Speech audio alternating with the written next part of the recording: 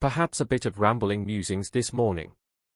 Now contemporarily esoteric or spiritual thought revolves around the idea of all is one and one is all, that is, God is in all of us, a general source, a sort of light in us, and more to the point, we have inside us the light to unlock our lives. Nearby is the notion of polarity, a sort of esoteric mystery, masculine and feminine, day and night, which is true, but I don't think it is meaningful in practice.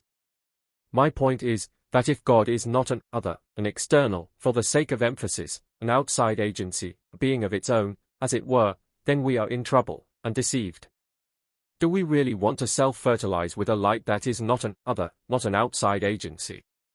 The masculine and the feminine, in this context, tells of the seed of an outside agency into the womb of us, the humans. We cannot unlock a lock without an external agency, a key, that is, from this view, not part of the lock.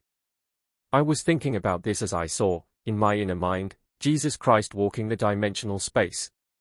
And I understood he stands at our threshold, as it were, at each juncture, at each circumstance, at each corner of our lives, at each problem, at the beginning of each path, and willing and able to unlock something for us.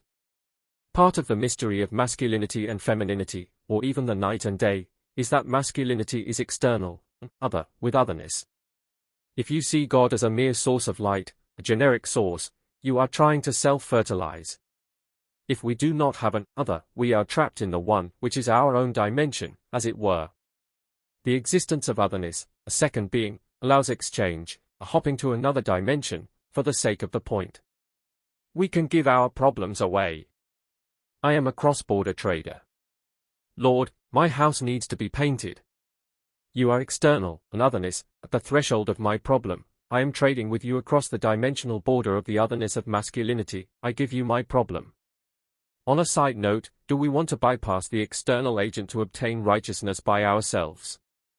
Now this external agent, who is Jesus Christ, requires two things, in this context, encapsulated by the principle of familiarity, and the principle of need, or equally, the law of familiarity, and the law of need. As far as the principle of familiarity, I felt once that the Lord told me the following: walk with me as though you know me. So, I have been thinking about this unusual instruction off and on, to make sense of it. In this regard, I had perceived that an interface with the Lord, with the feeling and mindset of familiarity, that is, I know him, open a gate, the interface is open. It is rather simple. When we interface with something we observe from afar, an observance of something or someone foreign or alien, our minds will close the gate. And secondly, the principle of need is equally important.